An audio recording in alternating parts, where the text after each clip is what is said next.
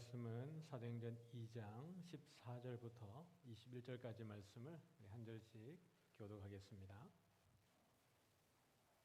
사도행전 2장 14절부터 21절까지 말씀입니다.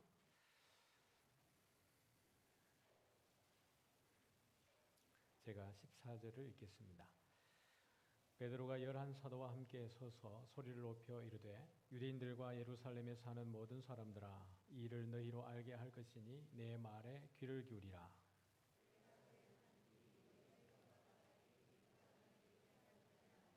이는 곧 선지자 요엘을 통하여 말씀하신 것이니 일러스되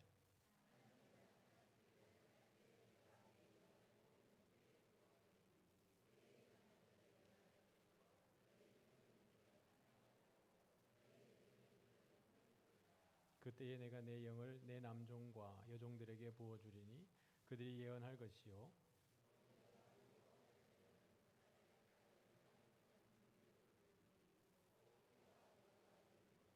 주의 크고 영화로운 날이 이르기 전에 해가 변하여 어두워지고 달이 변하여 피가 되리라. 누구든지 주의 이름을 부르는 자는 구원을 받으리라 하였느니라. 아멘. 네, 반갑습니다. 찬양하기 전에 인사하셨는데 그래도 한 번 더 인사하겠습니다. 반갑습니다. 참 잘하셨습니다. 우리 옆에 계신 분들께 인사하겠습니다. 네, 온라인으로 함께 하신 성도님들도 주님의 이름으로 환영하고 축복합니다. 교회가 이제 시작되면서 첫 번째 설교하는 사람이 이제 베드로입니다. 베드로의 설교의 근거는 이유는 왜 베드로가 오늘 설교를 하게 되었냐 그러면 말씀 선포라고 할 수 있겠죠. 말씀 선포하는 이유는 우리 13절에 보니까 어떤 이들이 조롱하여 이르되 그들이 새 술에 취하였다 하더라. 은혜 받고 막 복음 전가하고 각 나라 방언들로 하나님의 나라의 일을 막 이야기하는데 그게 아주 놀라운 일이기도 하지만 또 어떤 이들에게는 마음이 닫혀 있는 사람들에게는 조롱거리 같이 이 복음을 받아들일 준비가 되지 않은 사람들에게는 저들이 낮술을 했는가 아침에 술을 마셨는가 이렇게 조롱하는 사람들이 생긴 것입니다. 그러니까 여기 때가 제3시다라고 이야기했으니까 한 오전 9시니까요. 여러분 누가 아침부터 술을 마시겠습니까? 알코올 중독자가 아니고서야 눈을 뜨자마자 술을 먹을 사람이 도대체 어디에 있겠으며 술을 먹은 사람 치고 그렇게 각 나라의 방언대로 이야기할 수 있는 사람이 도대체 어디에 있겠습니까? 이들을 설득하고 또 설명하고 이것이 하나님으로부터 되어진 일이라는 것을 베드로가 이렇게 설명하기 위해서 오늘 2장 지금 읽은 9절부터 마지막 절까지의 내용에 언급을 하고 있는 것입니다.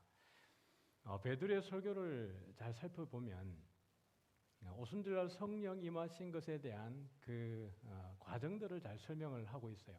지금 이제 요엘 선지자 이 성령이 임하신 것은 어쩌다 우연히 또는 그들이 따르는 그들의 주라고 고백했던 십자가에 달렸던 예수님이 죽고 나서 예수님이 준비해서 보낸 영이 아니라 이미 그 전부터 하나님의 선지자들을 통해서 예고하셨던 일들을 이루기 위해서 이 일이 성령이 임하신 것이고 또 그 과정 속에 성령이 오시기 전에는 예수님이 먼저 십자가에 죽으셔야 된다라고 하는 이 모든 내용들을 예루살렘에 있는 사람들이 또 유대인이고 다윗의 후손들이니까 베드로는 그들의 조상 다윗에게로까지 올라가서 우리 조상 다윗조차도 예수님의 죽으심과 부활에 대해서 예고했다라는 내용들을 오늘 이 본문 가운데에서 소개를 하고 있는 것입니다.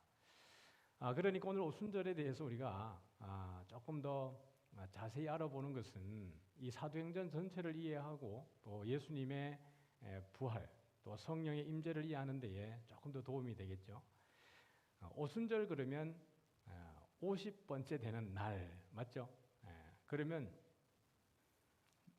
그 기준이 뭘까요? 50일째 되는 날의 기준은 다시 말하면 50일 전으로 쭉 가보면 50일에 시작하는 날은 언제일까요? 6월절. 조금 더 정확하게 말하면 초실절입니다. 초실절은 뭐냐 그러면 이제 뭐 우리도 그렇지만 여러분 이제 봄 농사 가운데에 주요한 농작물이 뭐죠? 요즘에는 그 농사를 많이 짓지 않지만 저희들 어릴 때만 해도 이 농사를 많이 지었습니다. 보리 농사, 밀 농사. 저는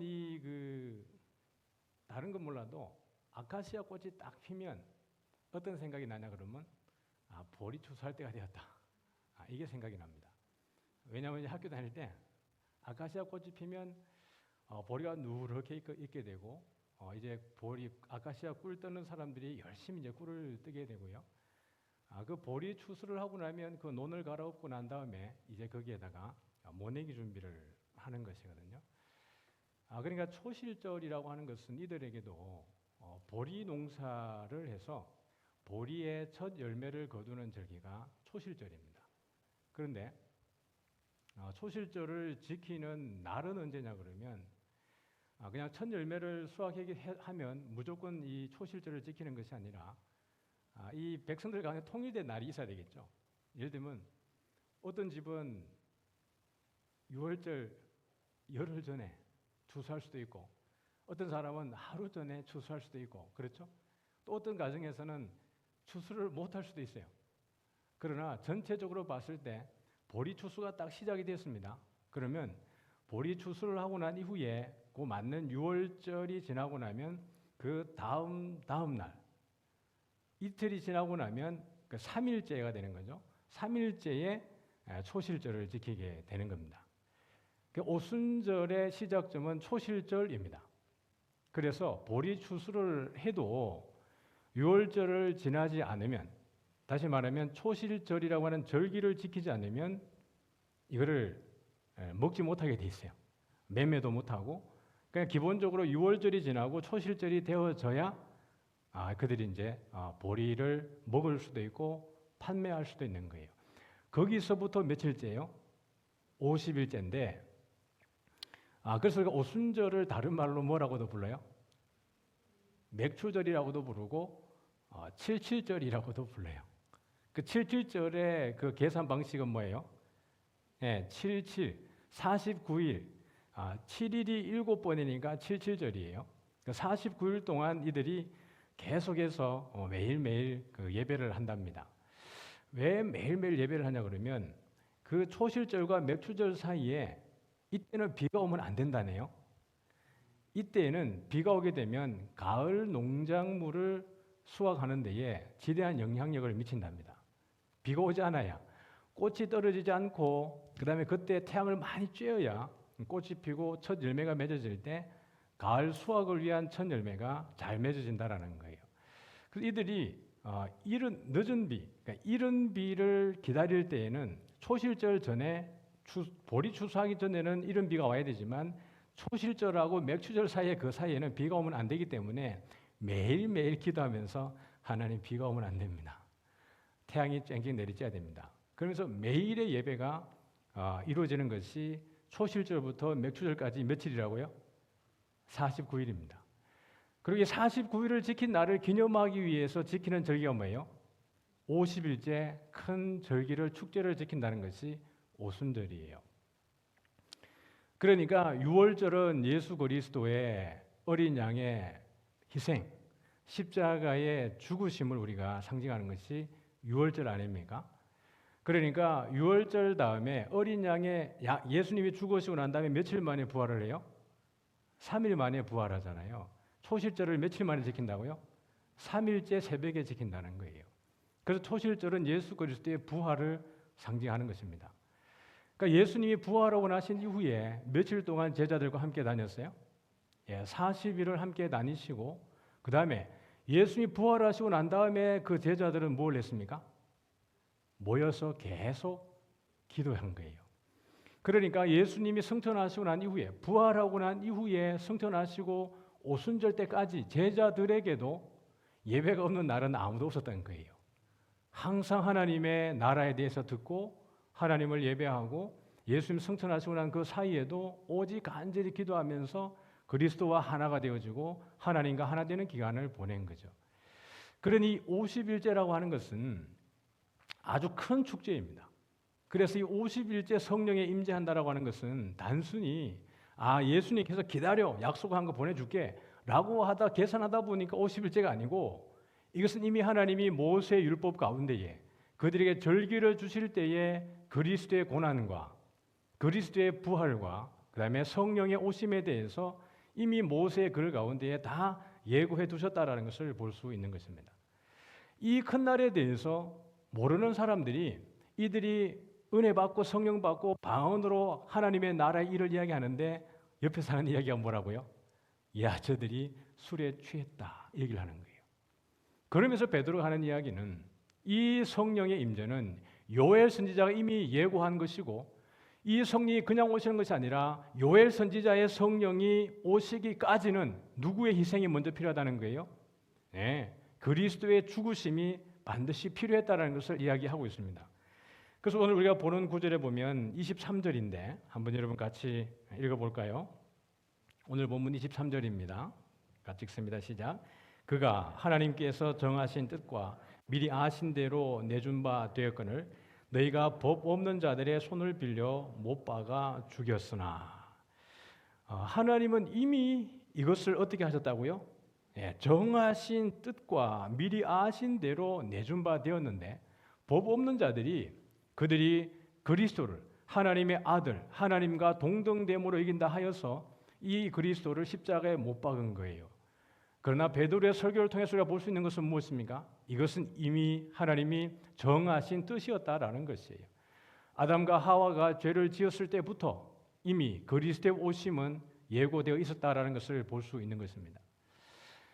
왜 하나님은 이 땅에 죄가 들어오는 것을 그냥 허용하셨을까요? 죄가 들어오지 않는 것이 가장 퍼펙트하지 않습니까? 우리가 죄 가운데 고민하지 않아도 되고, 고통 가운데 없어도 되고, 그런 인생의 후회도 없어도 되고, 얼마나 좋아요, 죄가 없으면. 어제 스포원 가가지고 이제 제가 준비한 그 전도 물품을 가지고 나갔습니다. 우리 또 전집사님 같이 동행하셔가지고 같이 나갔는데, 드립백 커피 5개 넣고, 전도 휴지 넣고, 전도지 넣고 이제 종이 가방에다가 넣고 이제 들고 갔습니다. 예, 가는데 이제 저희를 봤는지 이어폰 꽂고 뒤에 정대 벌러덩 누우시는 거예요. 그래서 제가 지나갈까 말까 그러다가 저분은 내가 잡아야 되겠다. 그래서 내가 쫓아가지고 눕자마자 선생님 얘기 좀 하시죠 그랬더니 조금 이제 귀찮은 듯이 일어나셨어요. 그래서 교회에서 목사입니다 그러고 이제 했는데, 미안한데 우리 아내가 절에 다니고 내가 교회랑은 별 상관이 없다고 그래서 그냥 얘기 좀 들으러 왔습니다. 여기 목사인데 교회 안 다니시는 분들 이야기 좀 듣고 좀 이야기 나누고 싶어서 왔습니다. 그랬더니 조금 이제 혼자 쉬고 싶은데 이 사람이 와서 말을 거니까, 여러분 그러니까 부산 사람들이 정이 많아요. 그것을 매정하게 내우치지 않고 이렇게 다 들어주시는 거죠. 그렇게 하시는데 40년 동안 배를 타신 분이에요. 원양 상선을 타신 분인데 이야기를 쭉 나누는 중에 왜 배를 타셨어요? 그랬더니 돈 때문에 탔지요 그래요. 육지에서보다 한 서너 배 돈을 더 많이 주니까 탔다고 얘기를 해요. 지나온 시간들을 좀 생각하시면서 드는 생각은 뭡니까? 그랬더니 후회가 많이 된대요. 왜 후회됐어요? 그랬더니 내가 왜 배를 탔을까? 그 생각을 하시는 거예요. 그러시면서 배를 안 탔으면 지금 내가 어떻게 살고 있을까? 그래서 배 탄 것에 대해서 후회가 된다 그래요. 가족들한테도 잘 못하고, 아내한테도 그러고, 자식한테도 그러고, 못한 게 너무 많아서 미안하다라고 얘기를 하더라고요. 그래서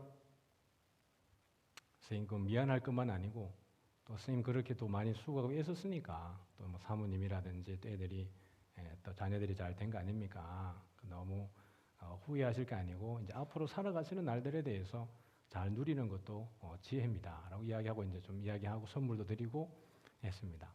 마음이 급 좋아지셔가지고 또 이야기하고 그랬는데 한 불신자를 2명 만났고, 다른 교회 권사님 가족 소풍 나온 분 만났고, 그 다음에 목사님 부부 텐트 치고 거기 즐기시는 분 만났고, 그렇게 만났습니다. 다음 주에는 내가 더 많이 가져가야 되겠다. 이번에 조금 가져가가지고 빨리 끝났어요. 근데 그 2분을 만났는데, 한 분은 사업하다가 사업이 안 돼서 접으시고, 이제 뭐 다음 걸 준비하고 계시는 분이신데 그분은 마음이 처음부터 많이 닫혀 있었습니다. 근데 나중에 좀 이렇게 이야기하고 하는 가운데 또 마음이 열어지셔가지고 이렇게 서로 좀 편안하게 이야기하고 했는데요. 하나님이 아담과 하와가 죄를 안 지었으면 우리 인생 가운데에 그런 마음에 절망도 없고 후회도 없고 뭔가 혼자 고독하게 그 스폰 와가지고 그 시간을 보낼 일도 없을 텐데 왜 하나님은 죄가 들어오는 것들을 그냥 허용을 하셨을까? 그죠? 그런 생각들 많이 들죠. 사실 하나님에게 죄는 그것조차도 하나님에게 선이기 때문에 그렇습니다. 우리는 우리에게 그 죄가 너무 불편하고 아프지만 그런 하나님은 그 불편함을 통해서도 하나님의 선하신 일, 하나님이 하실 모든 일들을 하실 수 있기 때문에 그것이 그에게 큰 영향력이 없었다라는 거예요. 그러니 우리가 생각하는 그 모든 악한 것, 죄된 것조차도 우리 하나님 손에서는 모든 것이 다 선합니다. 우리에게 악한 것이고 우리에게 불편한 것이고 그 가운데에 하나님을 대적하는 자들에게 불편한 것이지 하나님에게는 그 모든 것을 통해서 오히려 하나님의 능력을 드러내시는 거예요. 하나님이 바로를 통해서 오히려 하나님의 능력을 더 세우지 않습니까? 바로가 강팍해지면 강팍해질수록 하나님의 권능은 더 드러나게 되어지는 것입니다. 그것을 위해서 예수님이 오셨고 그 길이 정해졌습니다. 그런데 그 하나님의 경륜을 모르는 유대인들이 법 없는 자들의 손을 빌려서 로마 사람들의 손을 빌리고 거짓 증인들의 손을 빌려서 예수님을 십자가에 못 박아 죽이는 것이에요. 그런데 그 예수님이 죽으시고 어떻게 합니까? 죽음에 머물러 있을 수 없더라. 근데 그 이야기를 누가 미리 예고했다 그래요? 다윗이 이미 그것을 예고했다라고 이야기를 하는 것입니다. 유대인들 입장에서는 답답한 거예요. 시편에 보면 시편 110편에도 보면 예수님께서 하나님 우편에 미리부터 계셨다라고 이야기를 하고 있는 것입니다. 그러니 다윗이 우리 예수님이 죽음에 머물러 있을 수 없고 썩어 있을 수 없다라는 것을 이야기하고 그리스도의 부활을 미리 얘기했다라는 거예요. 우리가 우리 29절부터 우리 31절까지를 한번 볼까요? 같이 한번 보겠습니다. 29절부터 같이 읽죠. 시작. 형제들아, 내가 조상 다윗에 대하여 담대히 말할 수 있노니 다윗이 죽어 장사되어 그 묘가 오늘까지 우리 중에 있도다. 그는 선지자라. 하나님이 이미 맹세하사 그 자손 중에서 한 사람을 그 위에 앉게 하리라 하심을 알고 미리 본고로 그리스도의 부활을 말하되 그가 음부에 버림이 되지 않고 그의 육신이 썩음을 당하지 아니하리라 하더니 여러분 이 베드로의 이 담대함은 도대체 어디에서 나오는 걸까요? 예수님을 세 번이나 부인했던 그 베드로 부활하신 주님을 만나고 예수님에게 그 사랑의 치유를 입었던 이 베드로죠. 그럼에도 불구하고 오순절 성령의 강력한 임재를 통해서 성령의 충만함이 여러분 베드로를 담대했고 베드로를 입을 열어서 복음을 힘있게 전가하게 하는 거예요. 누구보다 여러분 이 지금 선포하고 있는 베드로는 어디 지역 사람이에요? 갈릴리 사람이에요. 저 이방의 갈릴리에 사는 사람들이고 벳 사람들이잖아요. 그러니까 예루살렘 입장에서 보면 그 베드로의 그 말이 그렇게 썩 들리지 않을 수 있는데요. 그래서 여기도 보면 이 사람들은 갈릴리 사람들이 아니냐라고 그 경건한 유대인들이 말하는 거 아니겠어요? 그런데 베드로가 어떻게 이 담대하게 내가 이 다윗에 대해서 담대하게 이야기할 수 있다고 이야기하는 걸까요? 바로 성령 하나님의 놀라운 능력인 줄 믿으시기 바랍니다. 여러분 삶에 담대해지고 싶으십니까? 기도 많이 하시면 됩니다. 성령의 충만함은 그냥 가만히 있으면 되는 게 아니고 하나님과의 교제를 통해서 담대해지는 겁니다. 맞죠? 하나님이 나와 함께하는 것을 내가 피부로 느껴야 되는 것이고 내 전인이 그것을 느껴야 되는 거예요. 성경을 아무리 많이 읽어도 그것이 우리의 성령의 충만함을 줍니까? 성경을 읽고 기도하고 하나님의 일에 내가 참여하게 될 때 하나님이 그 가운데에서 역사하는 것을 내가 누리게 되는 거예요. 그것이 한 번, 두 번 쌓여지고 나에게 축적되어질 때 이게 여러분 우리의 힘이 되고 용기가 되는 거예요. 제가 두 번째 만난 그분에게 그 얘기했어요. 65세였고요. 첫 번째 만난 분은 70세였어요. 두 번째 만난 분은 65세였는데 제가 그랬어요. 선생님 다시 시작하실 힘은 있습니까? 그랬어요. 마음의 힘은 있습니까? 라고 여쭤봤더니 해야죠 그래요. 지금 사람의 몸의 힘도 필요하지만 마음의 근육도 필요합니다. 더 힘내시고 다시 잘 했으면 좋겠습니다. 기도하겠습니다. 그랬어요. 오늘 여러분, 우리가 담대하게 나갈 수 있는 것은 그냥 어떤 추상적인 내가 각오하고 결심한다고 되는 문제는 아닌 겁니다. 살아보면 알잖아요. 내가 결심을 한두 번 하는 게 아닌데요.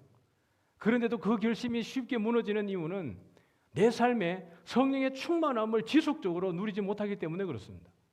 그 성령의 충만함은 내가 하나님의 일에 내 발을 담글 때, 하나님이 나와 함께하는 것을 경험하게 될 때 담대해지는 줄 믿으시길 바랍니다. 그러므로 여러분, 우리는 매일매일의 삶 속에 야, 이것도 하나님이 하시는구나 라고 하는 일들을 많이 경험하는 것이 복입니다. 하나님이 불꽃 같은 눈동자를 지켜보시잖아요. CCTV처럼 우리를 감시하기 위한 게 아니라 우리를 지키기 위해서, 우리를 힘주시기 위해서, 우리를 위로하시기 위해서, 하나님의 일을 하고 하나님의 선한 일을 하다가 낙심할 때마다 하나님이 새 힘 주시기 위해서 우리에게 불꽃 같은 눈동자를 지켜보시는 거예요. 너 그 일을 낙심했느냐? 괜찮아, 내가 있잖아. 기도하면 주님께서 우리 한 사람 한 사람에게 그렇게 위로하시고 새 힘을 부어주신 줄 믿습니다. 아무리 여러분 왕년에 많이 해도 지금 우리가 성령 충만하지 않으면, 지금 내가 주님과 교제하지 않으면 그 왕년이 더 서글픈 것 아니겠어요? 내가 과거에는 그렇게 많이 했는데 지금은 아무것도 하지 못하는 그런 위치에, 기도도 하지 않고 말씀도 보지 않고 예배도 게으르게 하고 내 하고 싶은 대로 하려다가 뭔가 부딪히고 낙심하게 될 때, 과거에 나는 그렇지 않았는데 지금 내 모습이 왜 이런가? 그런 생각이 든다면 하나님이 여러분을 너무 사랑하시는 겁니다. 아, 내가 다시 하나님 앞에 열심을 해야 될 무언가가 있구나. 기도하고 기도해야 될 일이 많잖아요. 전도 나가면서 그런 걸 많이 느낍니다. 우리 성도님들이 기도를 많이 해주시는구나 하는 걸 많이 느껴요. 나가서 그 한 사람 대면해서 이야기할 때 그 말이 생각나지고 그 사람들의 마음이 열어지고 또 이야기할 사람을 만나지는 것이 우연히 되는 게 아니고 하나님이 만나게 할 사람을 만나게 하는 줄 믿습니다. 주차장에 딱 내려가지고 그 공원으로 걸어가면서 기대가 돼요. 오늘 누굴 만나나, 또 어떤 상황이 펼쳐지게 될까, 그런 기대감이 있습니다. 그것은 성도님들이 제 뒤에 있다는 것에 대한 확신이 있기 때문에 그래요. 기도 많이 하시기 바랍니다. 베드로의 담대함은 그냥 어느 순간에 뜬금없이 주어진 게 아니라 정말 사모하는 마음과, 오늘 베드로가 말하는 것처럼 32절에 이 예수를 하나님이 살리신지라 우리가 다 이 일에 뭐라고요? 예, 증인으로다. 거짓말 하라는 게 아니에요. 제가 그 70 먹으신 스님한테 그 얘기했습니다. 스님, 사모님이 절에 그 열심히 다니는 거, 뭐 그거 제가 할 말 없는데 내가 예수 믿어보니까 좋은 걸 어떻게 합니까? 그 예수님 스님한테 내가 얘기해야 될 거 아닙니까? 그래서 왔다고. 생각나시거든. 커피 한 잔씩 드실 때마다 이상하게 생각하시고 그 유튜브 검색하면 제 얼굴 나오니까 보시라고. 이게 접니다라고 얘기했습니다. 하나님이 그 한 사람 한 사람들마다 그들에게 하나님의 뜻하신 바가 다 있는 줄 믿습니다. 내가 좋은 걸 어떻게 합니까? 베드로가 그걸 너무나 확실하게 보았고 그리스도의 부활도 목격했고 승천함도 목격했고 성령이 자기 위에 힘있게 내리는 그 현장에 본인이 있으니까 이걸 어떻게 이야기를 안 할 수 있겠느냐라는 거예요. 그게 다른 거짓말하고 과대 포장하고 뭔가 더 부풀리라는 얘기 아니에요. 본 그대로 이야기하면 되는 거예요. 그 가나안 땅을 정탐하고 왔던 12명의 정탐부 가운데에 두 사람만이 성실한 마음대로 보고 왔다 그랬어요. 여호수아와 갈렙이 모세에게 어떻게 마음으로 해요? 성실한 마음으로 보고했습니다 라고 그랬어요. 보이는 그대로 하나님이 보여준 믿음의 눈으로 본 거예요. 야, 저들은 우리의 밥이다. 믿음의 눈을 열면 하나님이 하시는 일들이 보이는 줄 믿습니다. 10명이 뭐라 그랬어요? 우리는 저 사람들이 볼 때 메뚜기 같다. 그냥 구워 먹힐 것 같다. 그렇게 마음 먹으면 그렇게 되는 거예요. 그리스도를 내 삶의 주인으로 모시고 살면서도 내 입으로 나는 아무것도 아니야, 나는 할 수 없어. 예, 여러분은 아무것도 할 수 없습니다. 그러나 여러분이 정말 연약해 보이고 말에 지혜도 없고 능력도 없고 지식도 없을 때라도 오히려 그때 기도할 때 하나님의 일을 보는 것 아닙니까?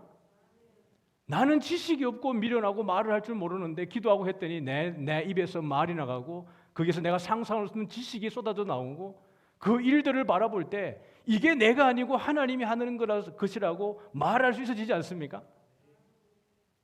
내가 하는 게 아니라 하나님이 하는 거예요. 우리가 연약할 때, 우리가 약할 때 우리 하나님이 강함을, 그리스도가 강함을 드러내게 되는 줄 믿습니다. 그래서 약한 그때에 하나님의 강함이, 하나님의 은혜가 드러나게 되어지는 것이에요. 한 주간의 삶을 살아가면서 하나님의 일을 많이 목격하시기 바랍니다. 그러면 여러분 덤벼야 돼요.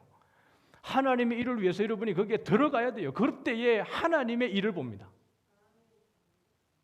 말을 빼고 두렵다. 예? 두려움 거기서 딱입니다. 거기까지입니다. 여러분이 구원에 전혀 손상이 없을지라도 하나님의 일을 목격하는 데는 딱 거기까지입니다. 요단강에 발을 디딜 때 물이 멈춰서는 거예요.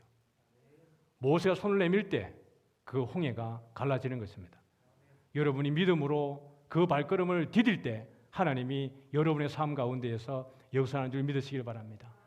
한 주간 남았습니다. 삶을 살아갈 때 어떤 모습이든지 어떤 장소든지 어떤 형태로든지 여러분이 기도한 것을 하나님 앞에 실천하면서 우리 하나님의 그 디테일을 맛보는 이 한 주간 되어지기를 주의 이름으로 축복합니다. 우리 다 같이 찬양하겠습니다.